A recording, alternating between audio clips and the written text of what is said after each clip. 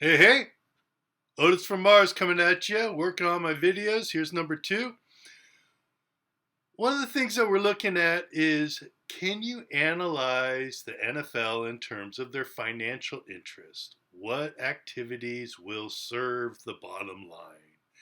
And I'm suggesting, if you look at this long enough, that there is a way in which these interests inform the scripted, this rigged NFL product that's being put out for your entertainment.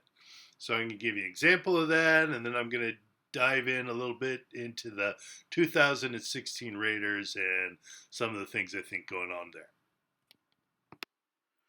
A great example of this would be the Los Angeles Rams, who completed their $5 billion stadium, the most expensive stadium in the world, in 2020. Unfortunately for them, COVID in California shut down that, and they had to wait till 2021 for their first season with fans in it. The Rams did not disappoint and went on to win the Super Bowl championship, which was conveniently hosted at SoFi Stadium. The issue here, more so than advertising their great stadium and with the home team winning it, is the need to have Los Angeles fans be interested in football. To invest so much in Los Angeles for a franchise, for a stadium, is a bit of a risk because history has shown Los Angeles to be pretty disinterested in football, unless, of course, that team is the Raiders. However, the NFL needs this fan base to grow, and so they ceremoniously rolled out a Super Bowl championship. And I do think it's that simple. I know a lot of you might say, that's taking a stretch, but there it is. That's the way it played out. Okay, so another example of this, which is the focus of our video today, is the season of 2016 for the then Oakland Raiders. And we'll break down why I think that this is a season that's set up towards a certain end benefit to the NFL. Okay, if we look at the history of the Raiders and how they've been doing, say over the last 20 miserable years, you can see in 2002, that's when we lost the Super Bowl. It's been pretty dismal since then. Here's a run from 2003 all the way to 2009, where 5 wins was the top. 2010 and 2011 were the glory years with 8-8 records. And then back to our staples of 4-3 wins. Under Jack Del Rio, we actually climb up to 7-9, and then look at this, 2016, we have a 12-4 record off the scales, and then after that, go back down to respectable 6-10, and then we start climbing back up again under Gruden as we head our way to Las Vegas. So I'm going to suggest here is that maybe the success of these NFL teams isn't just a result of how well they play, but rather is scripted into some larger orchestrated narrative. I know that might seem a little crazy to some, but that's what I'm suggesting here. And I'm underlining 2016 here for the Raiders to say why would it be that we would want them to be so good and then to go back to these low marks. And kind of looking at the story of the Raiders in the last 20 years, basically the long and short of it is there's no way the city of Oakland could come up with any money whatsoever towards a stadium repair. They've been playing in probably the oldest stadium in the league for quite some time. I love the place because I grew up there, but really it's just a cement bowl that had lots of problems and certainly not up to modern standards. And I'm going to suggest there was a reason why they had this outlier in 2016, which I'll break down. But other than that, there's sort of a need to fade the Raiders in general, to fade Oakland as a city, much as the Warriors did, and build up some momentum to get them out of there. Okay, so what was going on for the Raiders in 2016? In 2015, they lost the battle for LA, where the Rams got their stadium, and the Chargers got to stay there with the Rams as their slumlord. And the Raiders, at least the way they told the story, were screwed out of the opportunity, and once again, the doormat. I'm going to suggest things maybe weren't so bad for them, and I wonder if the whole business about what was it Carson City and the Chargers and the Raiders sharing a stadium, that may have all been a bunch of fake news, but at any rate, moving forward, looking at the Raiders, I got a little timeline here for you for 2016. Davis starts the first conversations with Las Vegas, and then by the end of January, he's proposing a $1.3 million stadium. May meets with the governor. April pledges a $500 million towards the new stadium, and he's sort of in conversations. Now, this is what I think is real interesting. On September 11th, we get the first game of the NFL season, a thrilling game between the Saints and the Raiders. Goes back and forth. Raiders go for a 2-point gamble, which turns out to be to their advantage, and they squeak out a win. And Carr shows his grit as Mr. Comeback. A wonderful game. Interestingly, though, there was a vote scheduled for 4 days later where the Southern Nevada Tourist Infrastructure Committee, who apparently has the power to do such things as approving $750 million for the proposed Las Vegas stadium. I'm going to suggest that there may not have been a disconnection from this wonderful game of the Raiders being portrayed as this exciting team, which really is based on their history, and they're revamping that. But at any rate, there's this gamble where the Raiders go for the win, and they win their gamble, and wow, what an exciting game. This whole season, I think, where they go 12-4, is an advertisement to Nevada for this team that they're trying to sell to Nevada. By October 9th, the Raiders have beat the Chargers and gone to 4-1, their best start since 2002, that Super Bowl season. And then shortly after that, October 11th, the Nevada State Senate votes to approve stadium funding, and the Nevada Assembly follows a few days later, approving that same funding, and with an NFL stamp of approval in the offseason, the Raiders are good to go with a brand new stadium. Okay, if we look at the season of 2016, it certainly was an interesting one. During this year, the Raiders had 6 fourth quarter come from behind victories. This is something we'll see continuing to be pushed as a value as the NFL goes towards having more of these exciting games down to the last minute. We saw tons of this in 2021, and I think we'll continue to see that. And we can go all the way back to 2016 to see where the Raiders set it up, and really where Carr is set up as sort of this, I think he'll become more so this mad bomber, come from behind, exciting Raider legend to be formed. This season's really interesting, though, because we had 6 of them. In the first game here on the 11th, which we'll be focusing on, big comeback win. You also see in these first 5 games, every game is within 7 points. It's interesting how that coincides with the state legislature vote, which was after that 5th game. So we got 5 exciting games. They go to 4-1. The other comeback wins against the Ravens. That was an exciting one where they scored, I believe, a deep pass to Crabtree under 2 minutes. What else do we have? We have the Buccaneers, where that was a come from behinder as well, where we scored within the last 2 minutes with a touchdown, and then we get a bomb in overtime with 2 minutes left in that to go up. Let's see, what else was there? I believe the 11th, November 11th against the Texans. We were down by a touchdown, and we got 2 touchdowns to go ahead. Both bombs, I believe. There's a 75-yarder to Olawale and a 35-yarder to Cooper. The last one was within the last 2 minutes. What else? There's 2 more in there. I can't really remember. Oh, the 12th Carolina. That was an exciting game. Again, down to the end.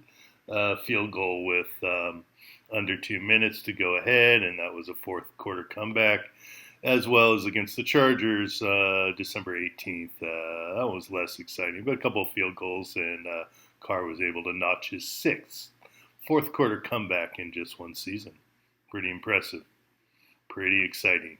And great sales for the city of Las Vegas, who's looking to have a new team. So it all worked out quite well in this situation.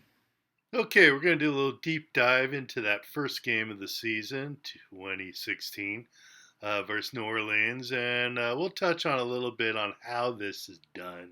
That's what everybody wants to talk about. It's really hard to conceive of things being rigged because it's really hard to imagine how that could be done. And I think there's just a classic, simple way that you see that in play here. But we'll go through this and look at some of the pieces. Okay, so we got New Orleans and Oakland going at it. This is an exciting game that's gone back and forth, and Drew Brees responds every time the Raiders score, and we got a nice, exciting game going, and we're getting down at the end of the fourth quarter. The Raiders are down 7 and driving towards the end zone.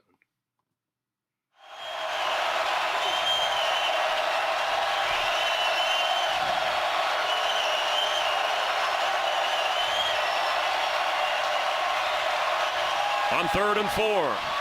He threw it before the receiver turned around, and Cooper couldn't get it. Here comes a flag. And it came late.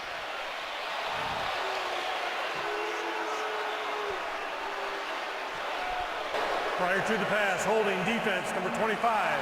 5-yard penalty, first down. P.J. Williams, the infraction. Chris, you talked earlier in the game about the quarterback, wide receiver. I mean, come on.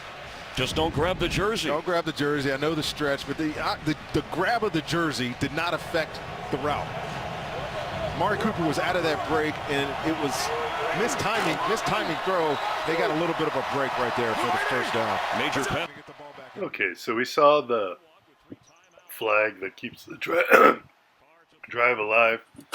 Then here we're going to have a couple of drop balls, which is usually the biggest disruptor to any sort of script or plan.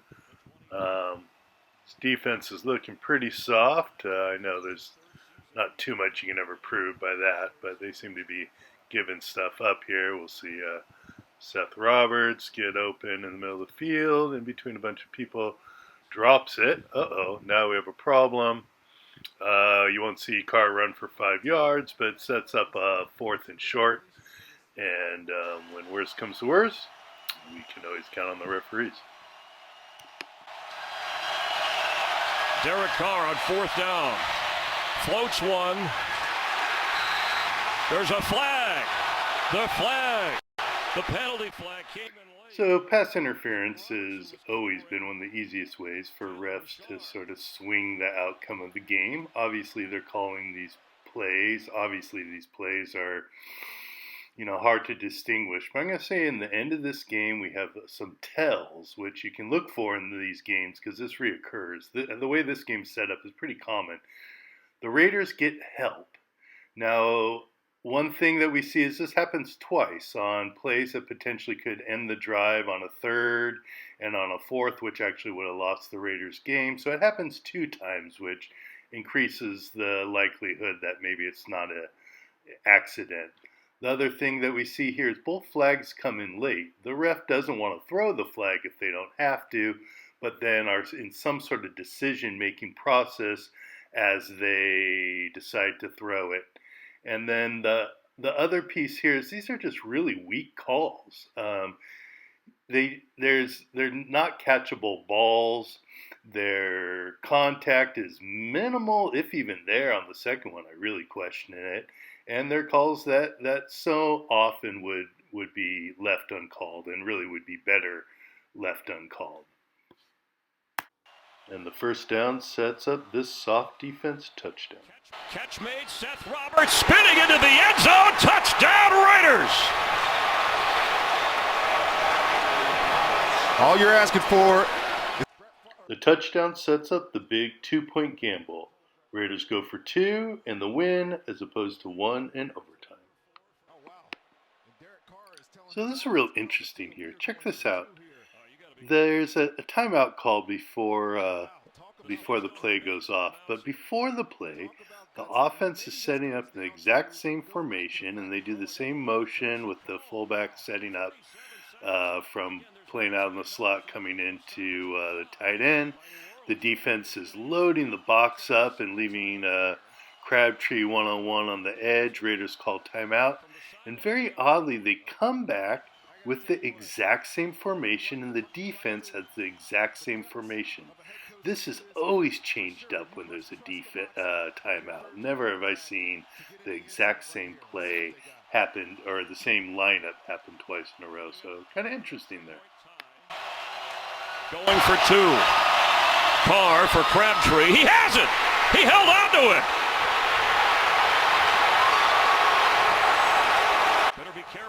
And the Raiders convert, get the 2 points, and are up by 1 with just 47 seconds remaining. Okay, throwing a bone in for you doubters, because I don't think this game necessarily would have gone to the Raiders. There's a moment at the end here where hats off to a non-suspect. We got a 22-year-old kid, walk-on free agent, earns the job, first NFL game, and they set him up with a 61-yarder at the end with a chance to win it. There's no way this kick is rigged. This guy actually gets the 61 yards, gets the distances just a little wide. So hats off to Will Lutz. The fix wasn't in with him. I do think there's probably a way in which Breeze pulled up a little bit, and they thought they had a not kickable field goal, but yeah, these things can go either way, and it's not always so clear. So here's one for the doubters.